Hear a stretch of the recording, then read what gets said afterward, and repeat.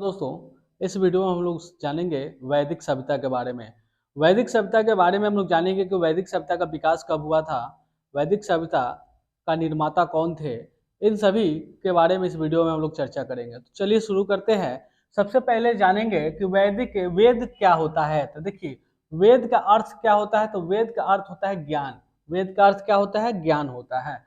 उसके बाद वैदिक सभ्यता की शुरुआत को अगर देखते हैं तो वैदिक सभ्यता का शुरुआत जो हुआ था 1500 से 600 बीसी तक माना जाता है वैदिक सभ्यता का शुरुआत। इसका निर्माता की बात करें तो इसका निर्माता जो है आर्य है। और आर्य के निवासी थे कहाँ के? तो बहुत सारे लोगों का विचार से अगर देखा जाए तो मैक्स मुलर कहते हैं कि जो आर्य निवासी है मध्य एशिया के हैं।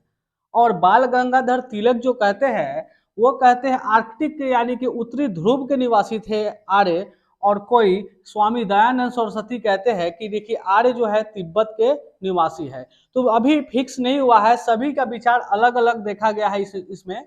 तो इसके बाद है इसके जानकारी कैसे हुआ, यानी कि वैदिक सभ्यता के जानकारी का स्रोत अगर देखा जाए तो साहित्यक भी स्रोत है और पुरातात्विक स्रोत। देखिए, साहित्यक स्रोत यानी कि जो लिखित मिला हो। अब पुरातात्विक का अर्थ होता है जो कोई समान उस समय काल का मिला हो, जिससे अनुमान लगाया जा सकता है कि उस काल का ये वस्तु हो सकती है।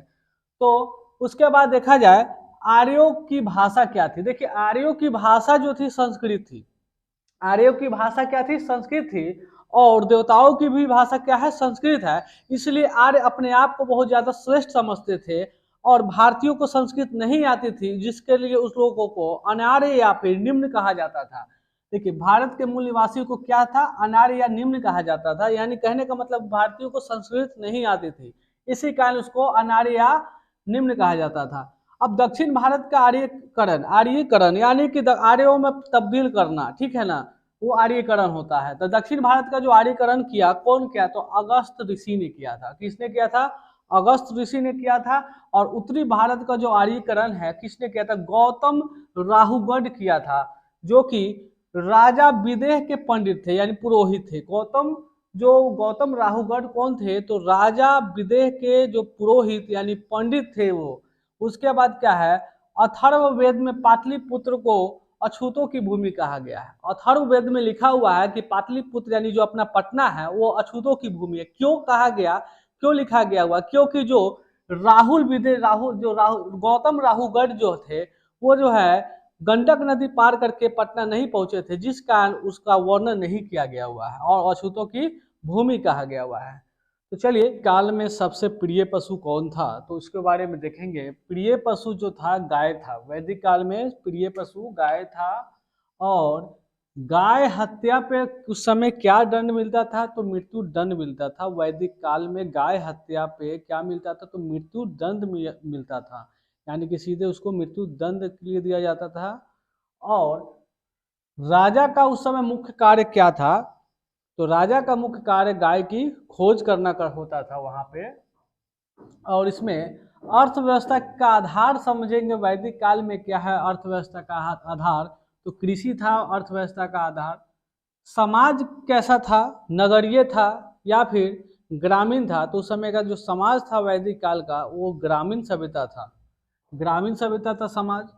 जाति का निर्धारण अगर वैदिक काल में देखा जाए तो जाति का निर्धारण कर्म के आधार पर होता था, यानी काम काज के आधार पर वैदिक काल में उसका जाति का निर्धारण होता था। लेकिन उसके उत्तर वैदिक काल में जो जाति का निर्धारण हुआ था वंश के आधार पे हुआ था।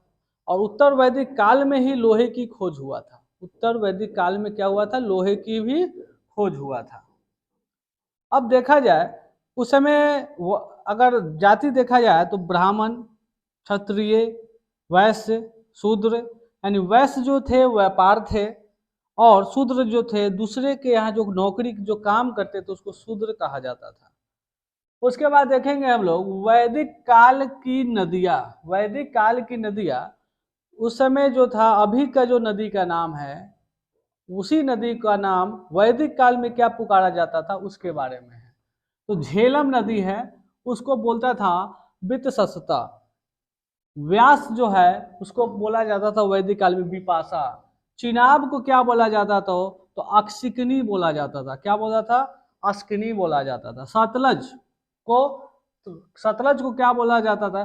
शत्रुदी बोला जाता था। सतलज को शत्रुदी बोला जाता था। रावी को क्या बोला जाता था? तो रावु को बोला जाता परुशनी। क्या बोला जाता था? परुशनी बोला जाता था। और गंडक को सदा नीरा, और सरस्वती को घग्गर, और सिंधु को सिंध बोला जाता था।